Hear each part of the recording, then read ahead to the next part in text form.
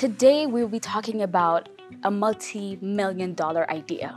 Brand Ethiopia, brand Kenya, brand Ghana, brand Nigeria, brand South Africa. We have to be our storytellers. We have amazing brands that are born out of the African continent. When you do things effortlessly, that is passion. Hello everyone, how are you guys doing? This is My Africa Show and I am Sithembile. And happy Black History Month. Today, again, we're back to have an amazing conversation with an amazing guest. My today's guest is a marketing executive with extensive experience of over 25 years in customer marketing and nation branding in the private and public sector. She is passionate about how brands build nations and how nations create an enabling environment for brands. And she is working with different organizations, helping them build their brands with different well-known organizations that we'll be talking about. Sithembile Ntombela is here to have an amazing conversation with us. Thank you so much. Thank you for having me. So today we'll be talking about a multi-million-dollar idea. Are you ready? Yes. Branding. Yes. So before we go deep into that topic, let's get to know you. How did you get into this idea, into the branding sector? And who Sithembile is? So let's start about who Sithembile is. I am a fantastic lady who's fascinated by brands, always have been in my life growing up. I grew up in a family that adored art and they loved music. So that influence, I think, is what I sort of drew from them. And it shaped the kind of a career I chose and the kind of a personality later I sort of, adopted, and the skills. I'm a lady who likes to see women successful, thriving in life. I believe in the youth of the African continent, and I do believe as the second biggest continent, the sky is the limit for us and the power is in our hands to ensure that we open up gates. In one word, I call myself an uplifter. When I've worked with you, you've interacted with me, I leave you in a better space than you were before. Maybe I ought to have been a pastor. Don't you think?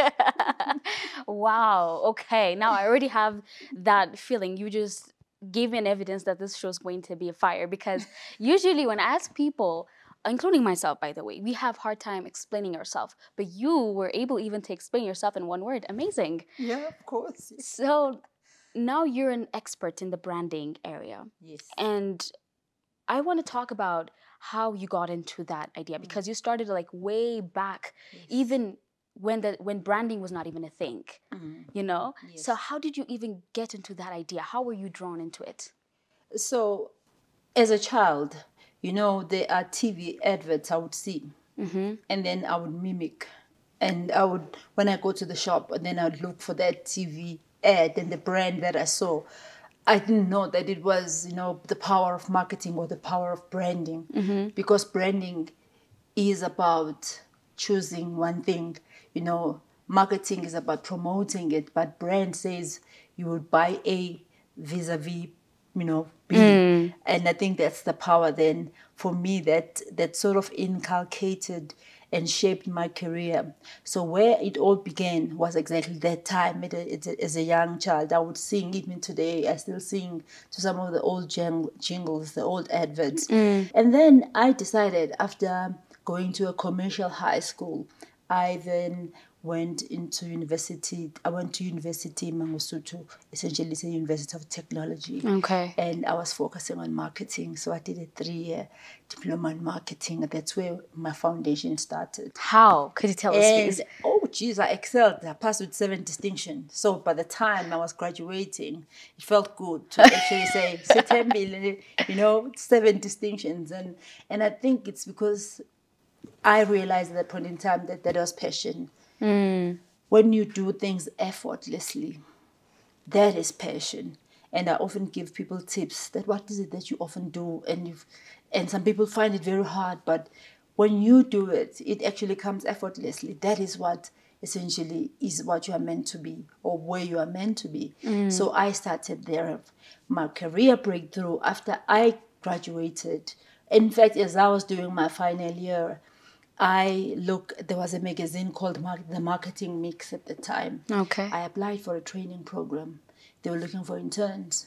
And these interns were going to be placed in different marketing departments of 5 companies. And this is in South Africa, right? And it's powerful companies. One of them is the South African Broadcasting Corporation, which was SABC. One of them was the ESCOM, which provides us with, with power. And one was, at the time, National Brands, which looks at the food groceries. And it was an advertising agency as well. And the last one was looking at detergents. So I spent 5 months. Already you could see curiosity from detergents, working on, on things, on brands that help you clean your house and keeps it clean from germs. Moving into the food, where I was really more about spices and how you enhance food, into SABC. How does the broadcasting world Totally work? different. Totally different, but it was a critical foundation for me. I then decided to find my niche because I also work at an advertising agency. And I felt, no, I don't want to be on the other side of the fence. I want to be the brand builder. Yes. And then they can be my, my client. Yes. And then my career after that, I joined Tiger Brands. Okay. Right? Yes. Tiger Brands is also massive, and it has companies, branches as well in the African continent, so multinationals. It's a multinational brand. I worked at Tiger Brands, subsequently to Unilever as well. And gradually, different brands, different techniques, working on brands that requires a whole lot of outside of the box thinking, and working on brands that are so premium, because when it's a premium brand, it's almost as if it's it sells itself. There's less effort. Yes. So I've had the best of both, but mainly my ground has been on building brands from nothing and really make meaningful contribution in terms of volume growth, in terms of value share and market share growth as well. And then I eventually, I've done bread, I've done diapers, the brand, and the Babycare. And one time, it just dawned on me that, okay, I've been doing a lot of new product development all this time, 11 years, different companies. It would be great to work for a service brand or work for a brand that sort of gives meaning. Okay. When I say meaning, there's a purpose behind the brand. There was an opportunity at Brand South Africa. I applied and I joined Brand South Africa in 2011. Yeah, 2011, and I've never looked back. But it's a different game. I call it's a monster. There is no one school of thought. Each year brings its different dynamics. And that is now moving from commercial brands and moving into nation brand space and understanding what are the differences and the nuances. So I just feel like this is where the thing that I've said, $1 million idea will come more of, because branding as an individual is something common. But when we talk about branding as a nation, it's different. Yes. It takes different procedure, different steps, different system, because you're branding a nation. Yes. So let's take that as a country, as African countries. And how is that possible? How can we brand ourselves, not as individuals, but also as a nation? First, I think it's imperative to understand that because of globalization, we have ultimately found ourselves as nations fighting for the same share of wallet. Now, the concept of nation branding, though people would argue, in fact, if you look at the literature review done by scholars, that there's that argument that it was set by public diplomacy, by foreign policy, by others say cultural diplomacy, and then it evolved. But really the person who I call a nation brand guru, who really decided to make it more of an academic school of thought, was a guy called Simon Anholt, who early in the 90s challenged governments and say they ought to look at their countries the same way they look at their commercial brands and manage those countries. So imagine every country in the African continent having a brand custodian agency. The agency that will bridge the gap between reality and perceptions. So often Africa has been painted in multiple ways. Sometimes it's far from the truth. Exactly, right? exactly. Because they will just portray one child who's possibly, very hungry. There's always one image that they like to portray. And this about Africa. housefly. And there's always flies over this child. Exactly. And Africa, my goodness, has long evolved through that. But because Africa has not taken it seriously, that we have to be our storytellers and not allow anyone else to tell our stories. So I really believe there is a need for a strategic and intentional need to actually have African brands working towards building their own respective nation brands. And I'll tell you why. Brand South Africa was launched in 2002. Let's look at the number of African countries that have subsequently joined in this nation brand space. You have RDB board, which is Rwanda Development Board. We have Kenya also coming on board. When you've got a beautiful strategy and beautiful institutions such as the African Union,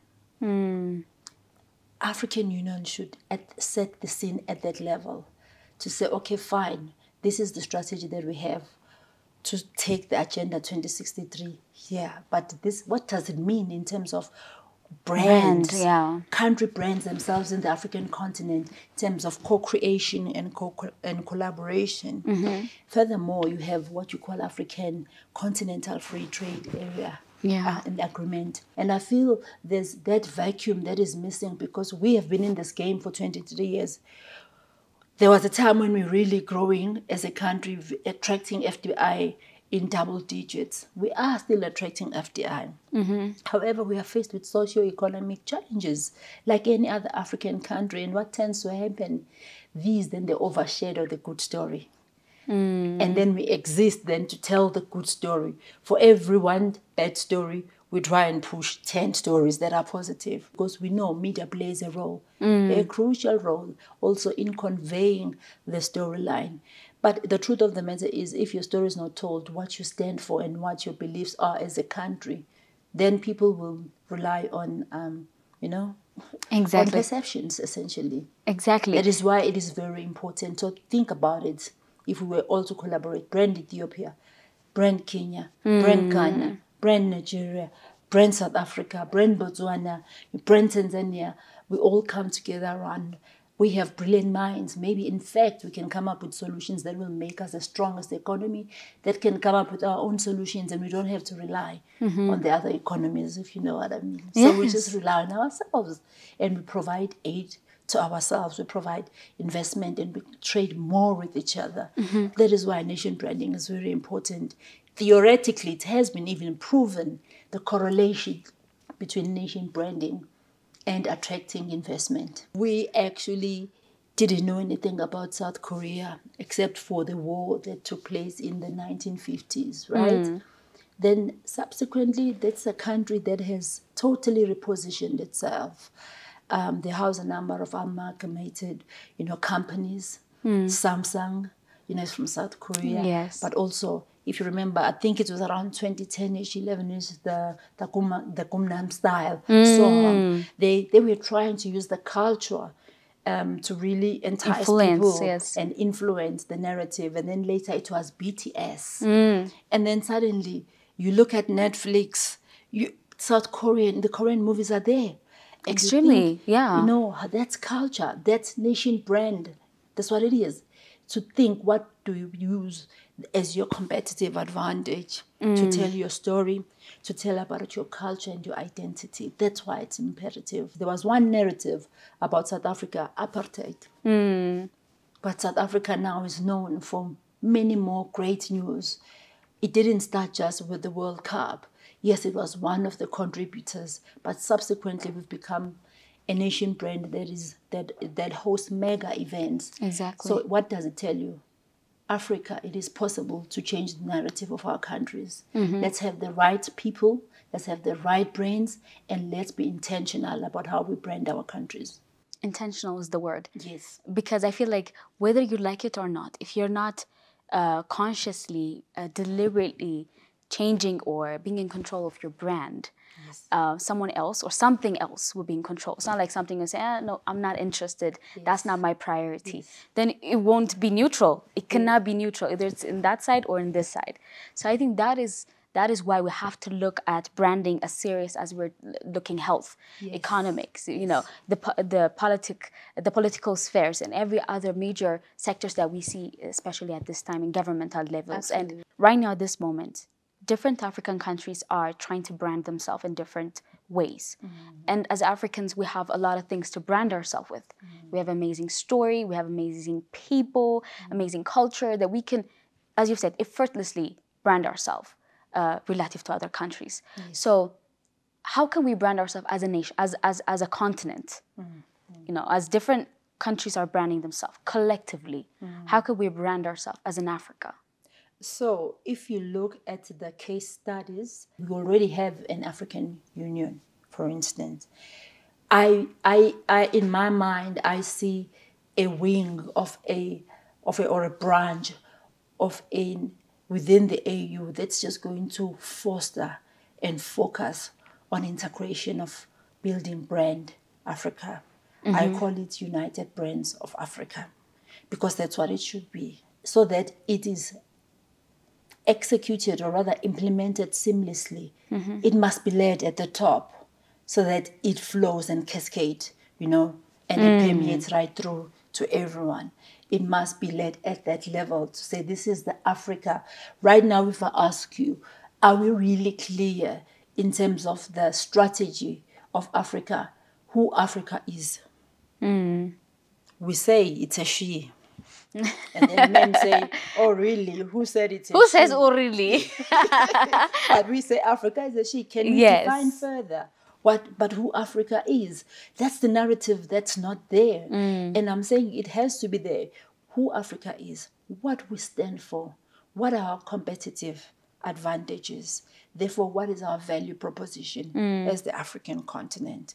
That work has to start as a groundwork and rebuild. We have amazing brands that are born out of the African continent. True. Whether we are talking Pesa, whether you are talking Latuma from South Africa, or you are talking, you know, brands from Rwanda. There's just so many brands that I think if we were to embrace the power of integration, we would win. So to answer your question, the tempo has to be set at the top. And I think because there is already an existing structure, definitely within the AU, I foresee that wing that's just going to look at all these African countries. You must, and it must be set at that level and have a policy that guides how this thing would look like, and also articulates what success would look like for the African continent. We can't be the biggest, you know, continent in volume. Can we translate that into value as well? And we are very much capable. We have so many resources, but are we using them to our benefit or not? But the power lies when you work in an integrated manner. Power lies when the value proposition is articulated very clearly. I know people brush off branding, but it's very important because it says why I would choose that continent over that other one. But also it's important because then you debunk, because you are demystifying the wrong narrative. And if it's led at that level that I'm talking about, it could be another structure, but I think it sits in perfectly because Agenda 2063 is about what? The African continent. So we just need not only communicators, but strong brand builders that are really going to champion the agenda of nation branding of the African continent. And we need to start now, seriously. If you look at the dynamics, what is happening globally, whether it's geopolitics or it's trade wars, you know, or you look at all these intricacies that are very difficult, that really test nation, what do you stand for? And what you stand for, does it permeate through your policies?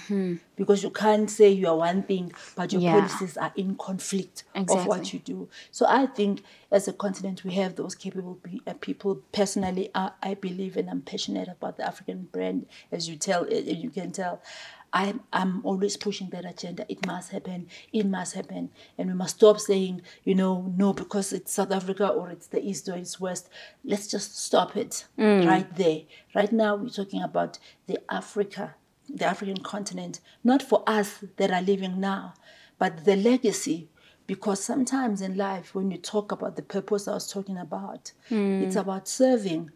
You serve now, but you serve for tomorrow. True, And when yeah. we don't do it right, we would have failed our children. I'm sorry, we would have failed our children, and I think we have to do it now. Yeah. And that goes on and on for generations. And then once Exactly. we've set the tempo, it's our legacy that that generation left this. Then they'll build the African brand. It's a process that takes place and but it requires consistency, as I say, but also thorough, in really thorough ground. Because what you find sometimes is that we fight for meaningless things, wherein there's a lot that actually the ties that binds us together. The unity that we have is much, The much, much ties, our cultures, bigger, let yeah. me tell you, are so similar. It's just that what makes us perhaps conflict is because we do not know. What you do not know, you do not know. But that is why, precisely, let's build Africa inside out. Inside out. That's how you build brands. Yes, and that's how it's going to be strong. The foundation is going to be strong when you build it from inside out. Absolutely. So, as we are celebrating Black History Month, I want us to talk about branding and identity, because right now there is this huge identity crisis that is happening among Black Americans, also Africans that are living here in Africa. When they are asked, they don't know how to define their African identity within themselves. Just because you live in Africa and you're born in Africa doesn't mean you're an African, Yes. You need to have that spirit. So how can we use branding in overcoming that mindset that is built back then in that colonialization era? Yes. How can we use branding in creating a new identity or connecting with our real, true identity, African identity? You touch on a very important point, because culture is everything, right? You can have all the strategies in the world that are successful, but without culture, those are dead. There's a saying that says, culture eats strategy for breakfast for a reason. Most African children actually, they'll rather believe more in buying a Louis Vuitton than buying a brand from the African continent. It's not brainwashing, it's called aspiration, but you can aspire to brands that are locally produced. It's important. And I think being, as you speak, February month, it's that Africa, as you're calling it, what do you call it? Black History Month. Black History Month. For me, it's about telling stories. What lacks is that educational aspect of history. Where do we come from? You'll be surprised at the number of young people that do not understand their whereabouts. Where do they come from? Do you think there's hope there? No. But I also believe it's not something that a government can do or help alone. Charity begins at home. So at home, the foundation must be so strong that, I grew up in an environment where I grew up with my grandfather and my grandmom. And really, they were storytellers that, this is what we used to do. And, the tales, some of them, they'll brainwash you, because I only discovered when I was like 20 plus that, they were saying this just to stop me from this. But that's the power of storytelling, especially when you tell stories that are pertaining to your origin. And I think the Black History Month is important because you can take it and you can really interweave the narrative that reminds people of what they stand for and who they are and where they come from. Because when you know where you come from and what you stand for, then you are very clear. Your path is clear. True. We have a troublesome youth, and I worry about the youth because they do not know what they stand for. Yes. They know what the trend has been set by the trendsetters, whether they're in the creative arts. and that's all. And then they aspire to becoming that. You ask them, there are families where children can't speak, for instance, a child can't speak Yoruba, but they can speak English. And you say, but the child is Nigerian, but how come? That's a reality. But it starts there. That's where I'm talking about. When you lose that culture, that ethnic aspect of what makes you proud, because you should be proud of your origin, right? So if you're not proud of your origin, then slowly it chows on the society moral fiber. It chows on the society standing and posture and beliefs, because then you start to have challenges, issues that are just beyond, sometimes they're even beyond the government to manage, because you ask yourself, why do people kill each other so much? Those countries that are facing, the gender-based violence and femicide, you say, what's wrong? Because is it a boy child that possibly didn't have any role models? Is it a girl child that was not possibly taught how to, to work and rather, behave within, a boy child? I don't know. There's a disconnect. But the answer also isn't about education curriculum. Now, if you look at the United States, they're very proud. They fly their flags in families, right at home, and they will tell you, I'm American. I'm saying the curriculum within the African countries must start to infuse the origins. It must be allowed so that the children, as young as they can be, they grow up knowing and their being proud. and being proud. That's how you're going to rally your citizens to then rally behind the continent ideology, because they know what they want and they know what they stand for, right? But if there's confusion, so I think creative arts is such a beautiful pillar to really celebrate that the Africanism and the African excellence that is less spoken about, which exists, but we don't tell our own stories. We get hung up on what is going wrong with the African continent. And we don't usually ask why. I think that's the reason. Yes. Because what you take and what you accept as your criteria or as your motto in life or as your lifestyle, I could say, is something that will shape your experience in this world. Yes. And not only yours, but the family you're going to have. And it goes on. So you need to be able to ask why. Like, why this? Why not that? Yes. You need to have your own way to evaluate, I feel like. And wow, oh my goodness, we had such an amazing conversation. The last question I have for you is, as you are an expert when it comes to branding, there are different audience that are watching this show that wants to contribute, that wants to change their life, that wants to change Africa, their country, and more.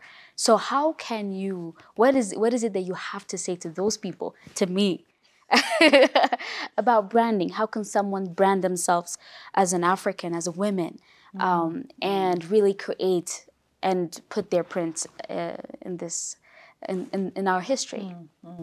Look, as I said, the principles of branding for me is in understanding the value proposition, is in understanding what is defined as the USP, your unique selling proposition, because what makes you peculiar to the rest. When you have that and you are very clear on that, and you are clear in terms of what is it that you are promising, what is your brand promise, because your brand promise stems from what you stand for, right? And what are your values as a brand, because then that guides anything that you do. What is your personality as a brand, as a nation?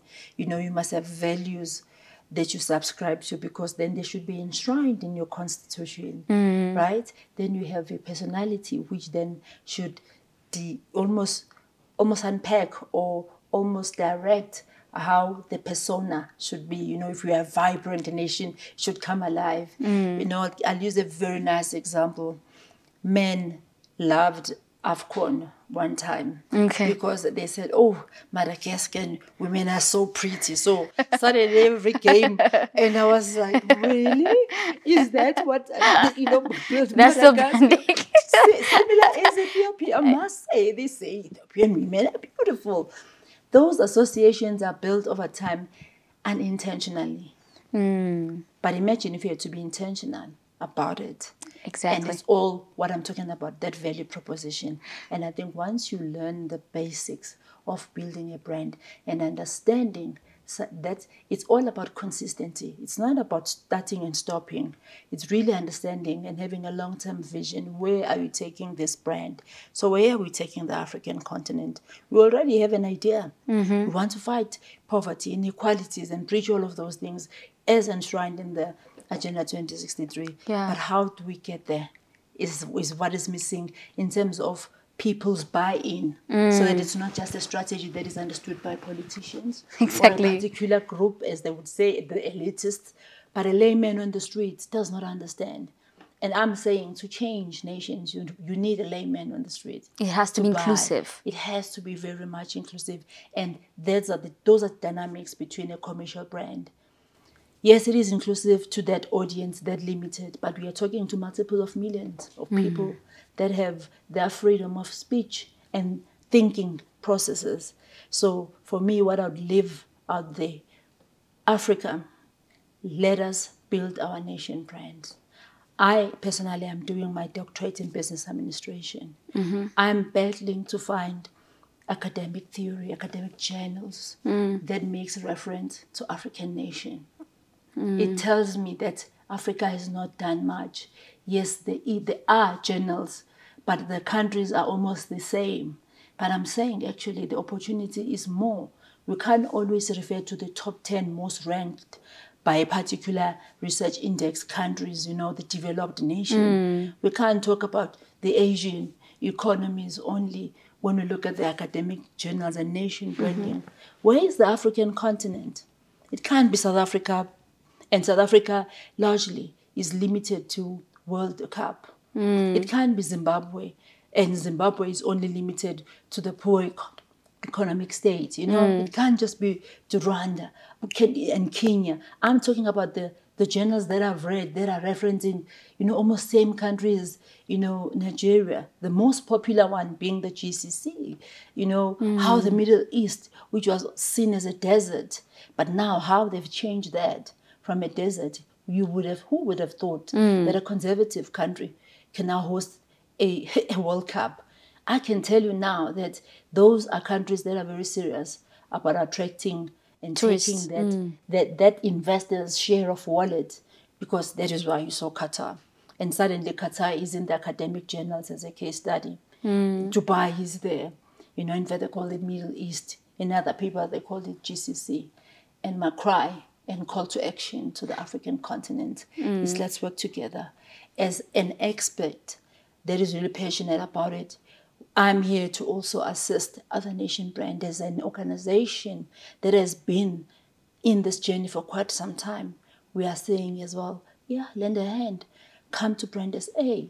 We are here, and it's all about intellectual exchange so that we can be the best continent. Yes. Yeah, thank you. Thank you so much. I had such an amazing time. You inspired me, and I hope you inspired those people that are watching this show. So if there is anything else you left up, I don't know, any advices, any last ideas that you would love for us to conclude with, if there is anything left, let me give you the chance. Really, I think let's amplify the AfSIFTA. Let's bring it to life by creating these united brands in the African free trade continental area. Countries are known and identified by the experience and the brands. Exactly. We speak about the country of origin most often in the nation brand space. Because why country of origin? When you close your eyes and you say, what comes to mind when you think of Italy? What comes to mind when you think of France? I'm answering the question. What comes to mind when you think of Japan? People will tell you answers. That's it's fashion. That's what we call brand associations. That's what we also call the country of origin. Now imagine with the African Free Trade Continental Agreement, how many brands we can give birth to, and we become a African continent that is synonymous with the country of origin. That oozes with brands of quality, quality brands. And I think as I say, the time is now. We should have already been at our feasibility commitment, almost ready to launch. True. So that is what really I'd like to see. Okay. Thank you so much for giving us your time, for coming here, for sharing us your journey, for sharing us your wisdom. It really means a lot. Thank you for having me and for the opportunity to share my story. All right. So guys, this is what we had for you guys on this week, My Africa Show. As we conclude this episode, what I would love to say is let's understand that something that we cannot buy, we cannot sell. So let's sell and let's digest the idea of being an African, that Pan-African spirit within ourselves, so that we can be able to sell that for other, so that we can sell that to the world. So understanding that, let's all understand that we all have a role and let's play our role. That's what I would love to say. Thank you so much for staying with us and watching this episode. Until I see you guys next week, goodbye and happy Black History Month. Cheers. Cheers. Thank you. To Africa. To Africa.